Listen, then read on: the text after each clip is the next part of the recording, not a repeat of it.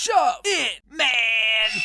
Alright shovers, the Hawk is back, there's no need to shudder. I've been a bit sick since Maurice hit me with a brick, which is why we've had no video on Saturday. I do have some good news though. The channel is now my only job after quitting my office job fully. So with all this extra time on my hands, I'm going to need something to do. Between working in an office full time and releasing 2 videos a week, there was really no time to watch any current wrestling. Yeah, I was running a wrestling channel, but I literally didn't watch any current wrestling. Seems stupid, I know. But there's lots of my viewers who say they don't watch current wrestling either. They just watch old clips and miss the past. Problem with that is it can only take me and this channel so far. I need to understand the current world of wrestling, and right now, I don't. There's this thing called AEW that seems to be mentioned a lot. I have no idea what they're all about. I haven't watched WWE regularly since 2010, and of course they're still in business. Talking of somehow still being in business, Impact Wrestling, which used to be TNA, is incredibly still going. Then we've got other indies like MLW, which I see mentioned a lot. Now I don't have time to watch that much wrestling in a week. I have a life. Who am I kidding? Going to the gym and eating all day doesn't constitute a life. But in all seriousness, I have no affiliation to any of the shows we're going to watch today. I have no favourite. I'm not rooting for any of them. So if I was to watch a bunch of the most recent wrestling shows, what would I enjoy the most? I want to come out of this with one weekly wrestling show I can enjoy and watch going forward. So join me for highlights of lots of recent wrestling shows as the Hawk gives his honest opinion on what I've seen. This will be from the perspective of a new fan, so I'm not researching things. A new viewer would not do 2 hours of research before watching your show. The storylines should all be explained to me if they're doing a good job. And just remember, try to remain calm and not get too upset. If you're easily angered, this won't be the video for you. Also, NWA will not be featuring in this video, as their management have asked me not to use any of the footage on this channel, and I've given them my word. And the Hawk's word is his bond, so it's their loss. Here's my experience as a new viewer trying to find some enjoyable modern wrestling. Let's start out with Impact, which should be the show I'm most familiar with, which isn't much. Impact is an hour and a half and is in Dallas, Texas.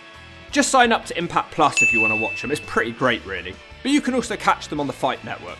The show starts out with Knockouts champion Mickie James, who is no longer goofy. I feel like I've been talking about her a lot lately. She's on commentary as D'Lo Brown has been taken out by an ROH invasion. Sounds interesting. The opening match is Tasha Steelz, who recently won the first ever Knockouts Ultimate X. At least she's putting a lot of effort and energy into her character. She faces Chelsea Green, who's back in Impact after a few years. She immediately hits a big running dropkick. The commentary team take time to talk about the fact that Mickie James will be appearing at the Royal Rumble, which is actually some really cool news for the Knockouts champion. This is a really even match where both ladies almost win several times. Tasha Steelz wins it in the end for Crucifix Bomb. Surprised at the push she's getting as the #1 contender. What happened to her former partner Kiera Hogan? I always thought she was the better one.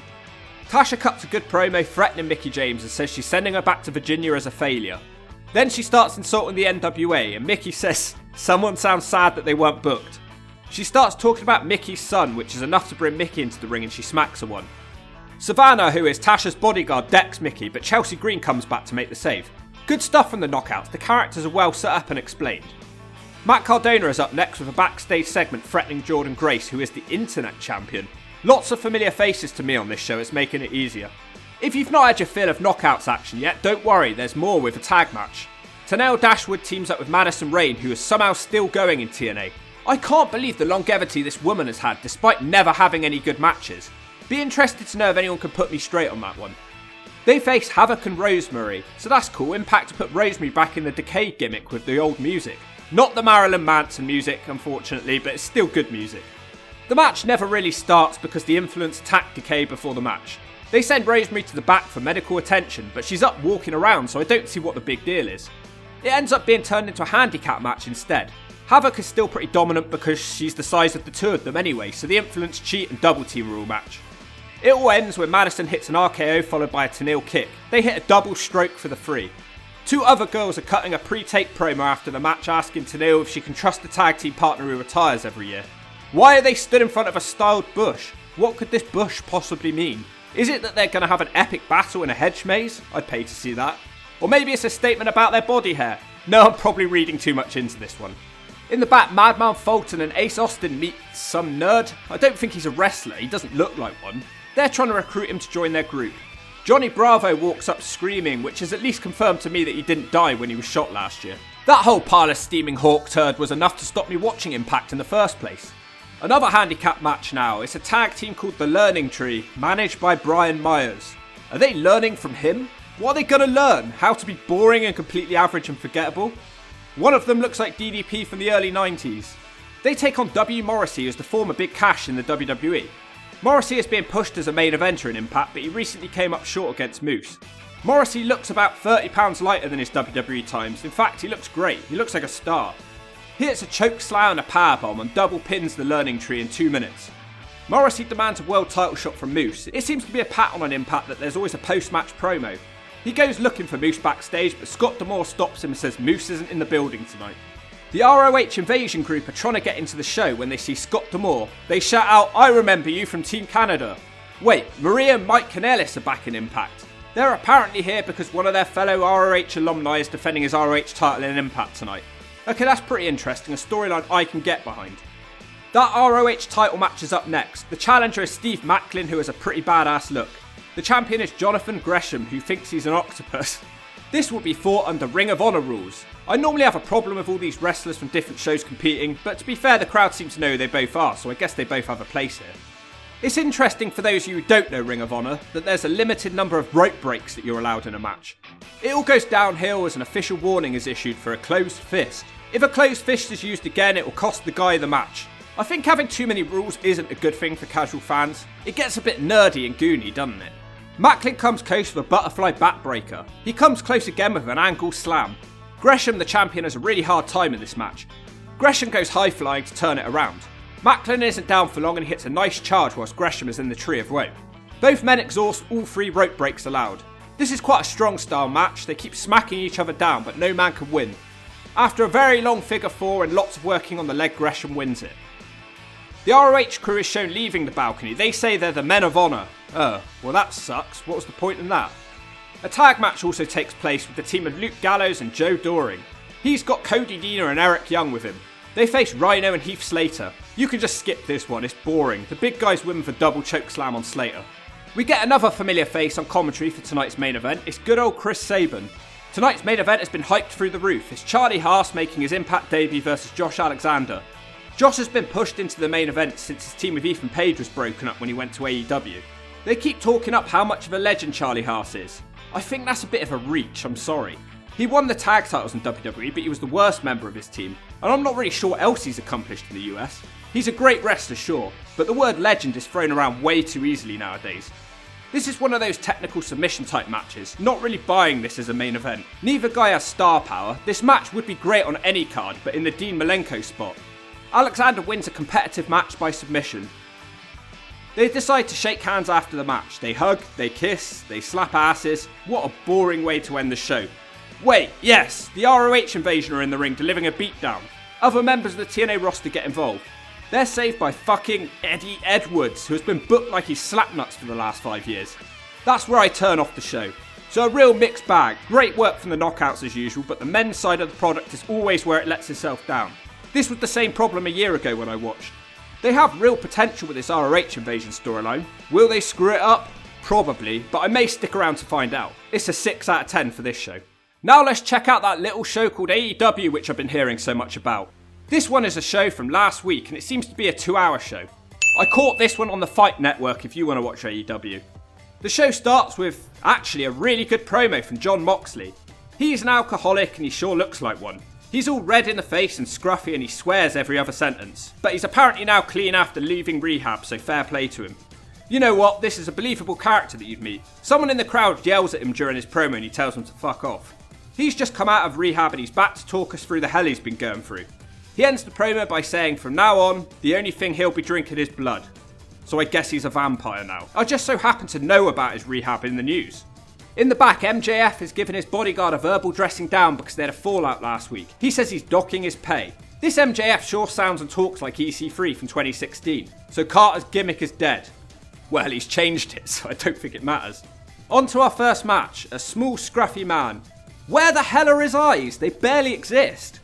Despite his eyes, he apparently has a girlfriend, which surprised me. This is Adam Cole and Britt Baker. She is apparently the baddest bitch, so she stole Ivelisse Velez gimmick, and she's now dead too. They take on Orange Cassidy, who is small, but not scruffy. Apparently he has the most wins on the men's roster this year. Wow, it can't be a very competitive roster in that case. Yet AEW keeps a record of wins and losses and they talk about it all the time. They're trying to make it feel more sports-like. His partner is Chris Statlander, which sounds like a man's name. It's not really a serious matchup, they're all just messing around. Cassidy screams at one point that it's time for a double team move. The team of Adam Cole and Britt Baker hit the first super kicks of the evening. I learned during this match that the eyeless Adam Cole is under K because this is meant to be wrestling comedy. The women also wrestle for a bit, but it doesn't look very fluent, unfortunately. Somehow Statlander doesn't win with a spinning cradle shot.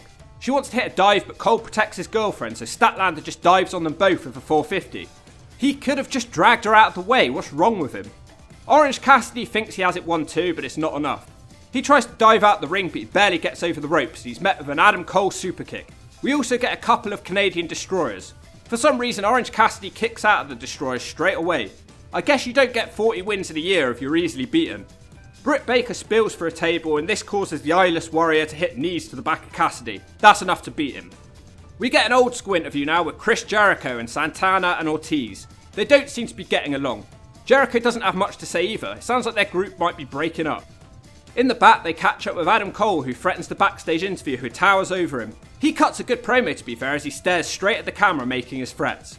What's still confusing me is where the fuck are his eyes? His head is facing straight at me and I still can't see them. Shawn Spears is the next man who wrestles. His gimmick is that he's the chairman of AEW, which means he's using the gimmick of Le Parker from WCW. He takes on CM Punk, who is a wrestler I'm a bit more familiar with. The crowd are going berserk for this guy. He hits the go to sleep in 5 seconds and it's over. We then get the good news that Billy Gunn has commandeered a camera and was sent to the back. He has Christian Cage in the back and wants his sons to have a match against the team that Christian manages. Christian downplays it, so the Gun Club jump him. Cody Rhodes out now, who's another familiar name to me. He wants to get a ladder, but for some reason he really struggles and has to be helped by a production assistant. Cody's here to talk about the CM Punk pipe bomb for 2011. Cody says the promo inspired AEW to become a thing. Then Cody says to the crowd, "You want to know why I won't turn heel? It's a good promo, it's great, but it's all appealing to the internet fans. What is he even talking about? This whole promo is full of insider terms and shots at the WWE. TNA already tried this 10 years ago, it didn't help them." The crowd are starting to get restless as the promo goes on and on and on.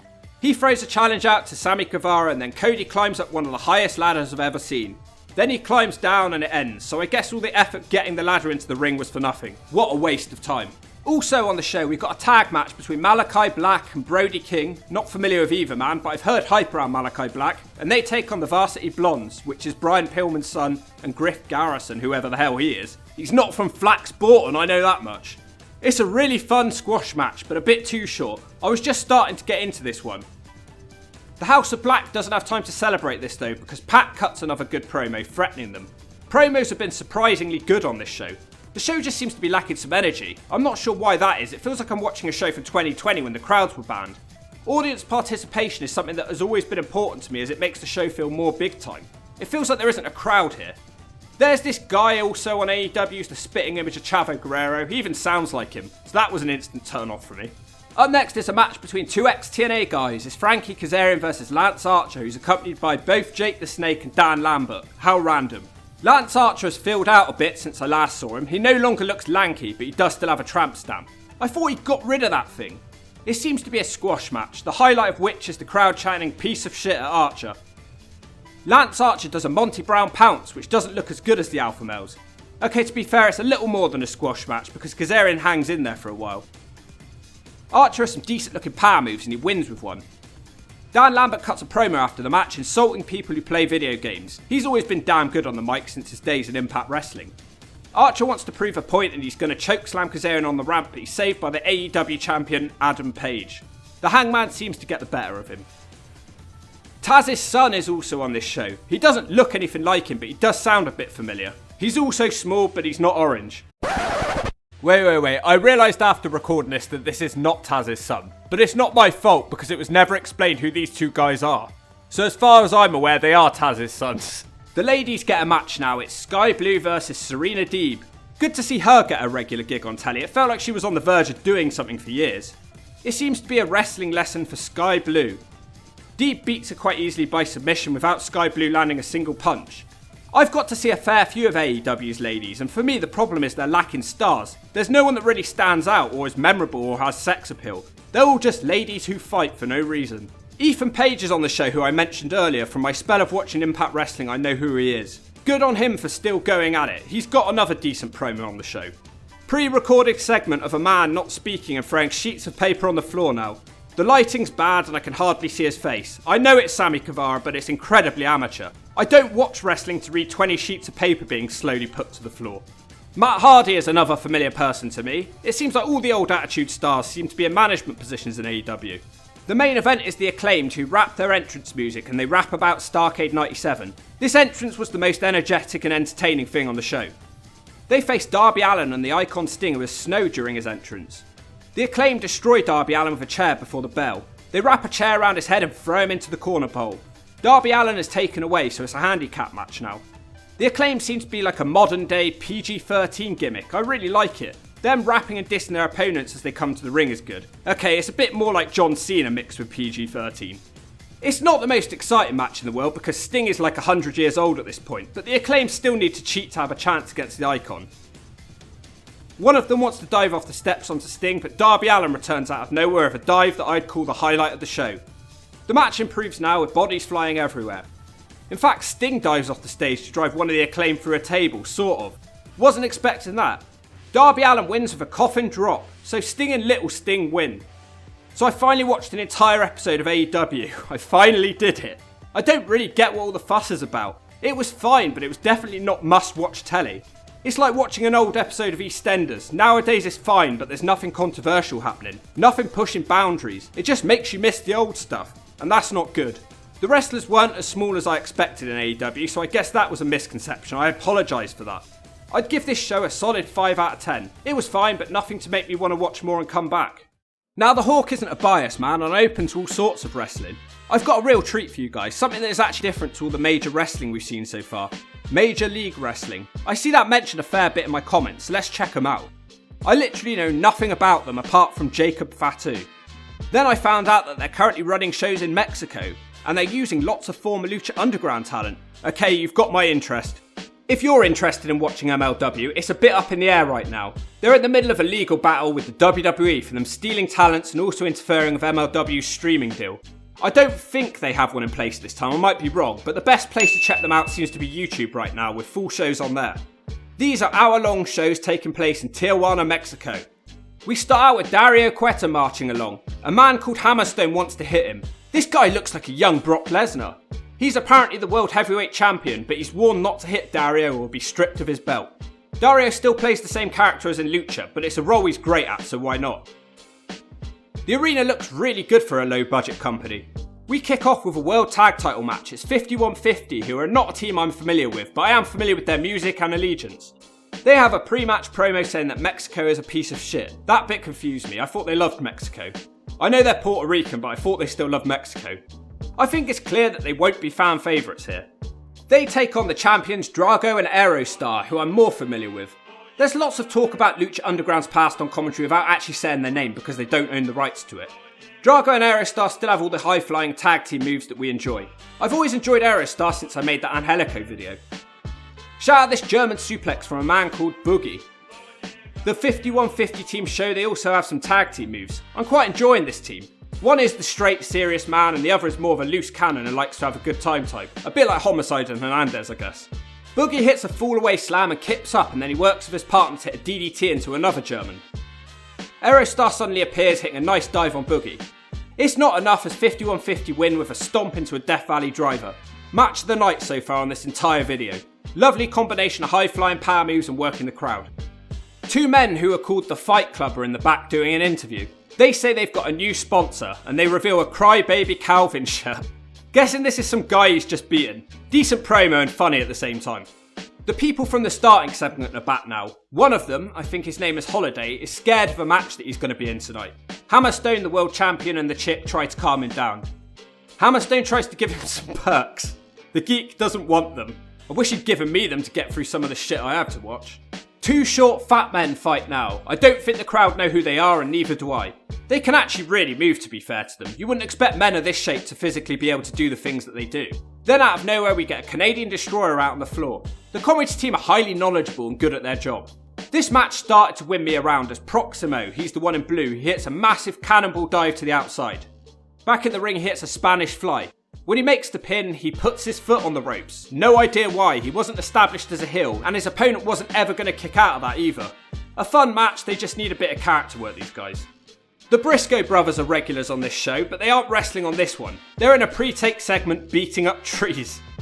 We get an interview of Jacob Fatu, who apparently hasn't been on the show in a couple of months. He's walking around in the city smoking and drinking. He talks about the tough life he's had. He really looks like Quiche with those big glasses on. He talks about going to jail and watching his brothers the Usos on TV whilst in jail. He says that was enough to help him turn his life around. He says he's learned to do dives at Rikishi's house on a trampoline. It gets a bit deep for him now as he lights up a cigarette and starts crying. He was apparently a bouncer at a bar before this and he wasn't interested in being a wrestler. Very interesting, I expect big things from Jacob Fatu. Surprised no one's stolen him away yet. Now we get Dario Cueta introducing a ghetto brawl. Dario tells Holiday his opponent is right behind him and as he turns around he gets smashed in the face of a chair. I think his opponent is Pagano, who was also in Lucha Underground, or was it Impact, I can't remember. They're basically fighting in a giant bear pit. Holiday wants to end the match with a chair, but Dario appears in front of him to startle him. The ref then starts choking him out. Pagano knocks him out and wins. Pointless. Out now, it's Mads Kruger, who could really do with losing a few pounds. You know what, this is a good time as any for me to address this point I'm making. I often get comments asking me, Marky, why does it matter if a wrestler is fat, scruffy or small? Oh la-di-da, it matters because they're on TV, you idiots. If everyone in Hollywood looked like they didn't give a damn about their appearance, no one would watch their films. You're on TV and your appearance is important. It's even more important for smaller wrestling companies, in fact, because it makes your product look bad. It makes you look small time. It makes you look like your presentation isn't important.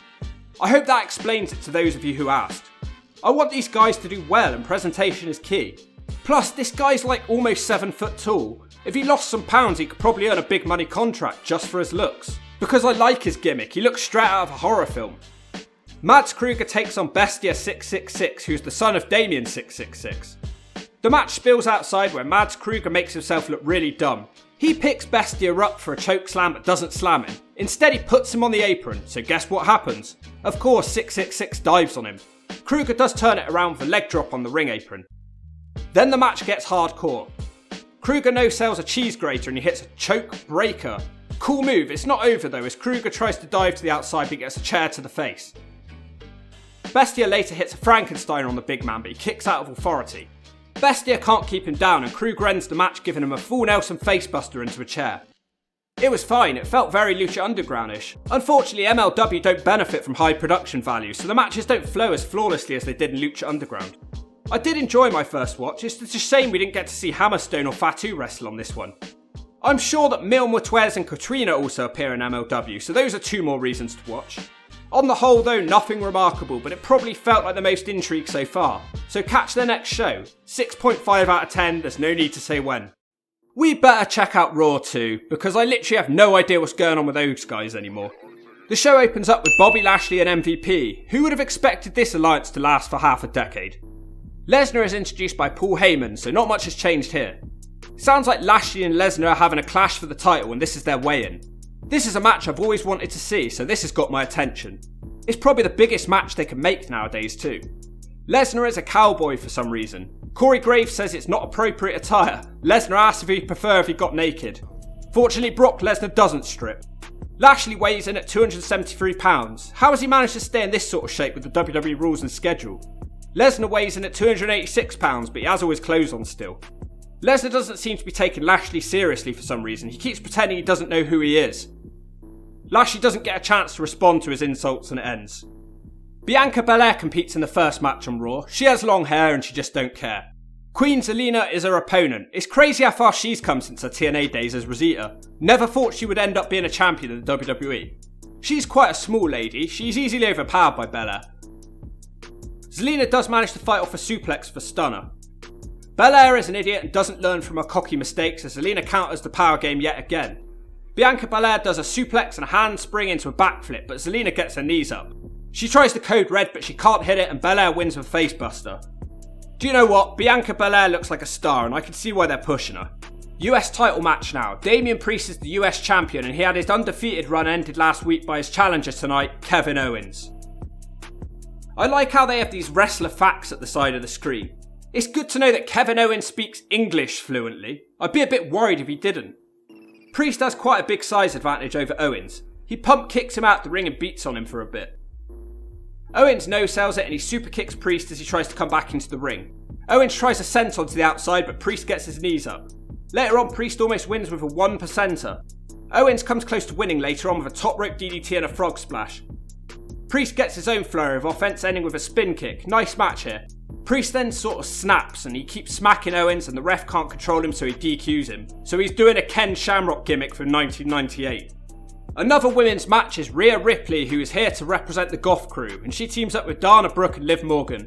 Nothing happens yet though because it cuts to the back to show a lady with a hawk nose telling Damian Priest off for his earlier actions. Back at the ring, Carmella, Tamina and Nikki SH, who think she's a wacky superhero, are their opponents. There's a small funny botch in this one as Tamina falls down despite Rhea not smacking her. Pretty quickly everyone starts hitting finishers. Carmella's an idiot and she doesn't hit a finisher. She just slaps Rhea Ripley. She gets tapped out in a completely pointless match that went 2 minutes. We have a spelling bee up next. No, you didn't hear the hawk wrong. It's Chad Gable and Otis. Fortunately for me, they have their names written on sheets of paper around their necks, because I won't be seeing them again. Otis is the second person on today's video to be missing their eyes. Their opponents are RK Bro, Randy Orton and Matt Riddle. He has a scooter and little shorts on, so he's doing a gimmick where he thinks he's a little girl. Otis has to spell the first word out as a type of cheese. They show the spelling for our benefit at the bottom of the screen because we're all idiots. I swear he doesn't spell it right, but he's given the points anyway, so who knows what's going on. EMMENTAL, EMMENTAL! It's grown men spelling words, what else can I say? Randy Orton wins when he manages to spell dumbbell. Orton challenges Chad Gable to a fight after the spelling bee. What a wacky group of characters we've got here. They have a surprisingly good and competitive match. I thought Chad Gable was a joke character from the way the spelling bee segment went. He seems to be able to hang in there with the Viper though. Despite that, Randy still wins the match. After the match, Riddle announces next time they will have a scooter race. I don't think this is something that will encourage me to catch the next Raw. It's a programme written for 6-year-olds. Next up is Alexa Bliss in a pre-tape segment. She's also playing the part of an adult who thinks she's a child. She apparently has an imaginary friend and she's in counselling. I think I'll need it too after this. We get our first sighting of good old Vinnie Mac. I've not seen him in like 10 years.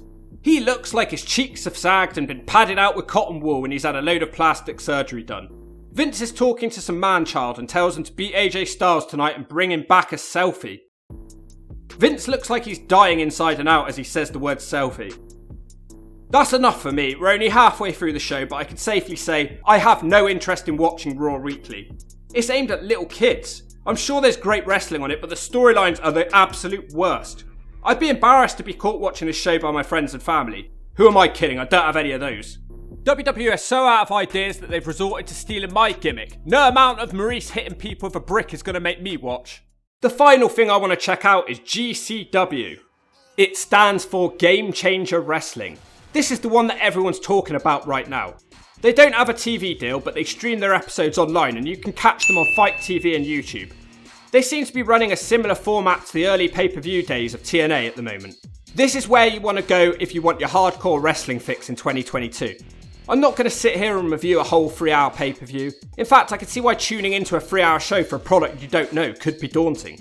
I'll catch you guys up on some of the recent GCW events instead, and hopefully that'll help. Last week at GCW Notorious, we got to see the Paparazzi Productions reunite from TNA days. You know I love that storyline. There seems to be a lot of well-known wrestlers showing up on the show. The champion is Jon Moxley, in fact. And for those of you who missed their recent show, they also have a wild Slapnuts appears. Double J, Jeff Jarrett. He's still smashing women with guitars, which the Slapnuts we all know and love. Despite all their hype, their recent show bombed a bit, so we'll have to see if they can recover from that. From what I saw, it's a little bit too indie for me. I'm not saying it's bad at all, but I won't be making this my weekly viewing experience. It's a bit too low budget. But if indie wrestling is your thing, GCW is probably the place to go. It's clear in 2022 that we've never had as much access to wrestling content as we do now. I still think there's a big gap in the market for a company to focus on storyline-driven wrestling. Maybe that can be MLW. So I'll start checking out MLW based on my experience today.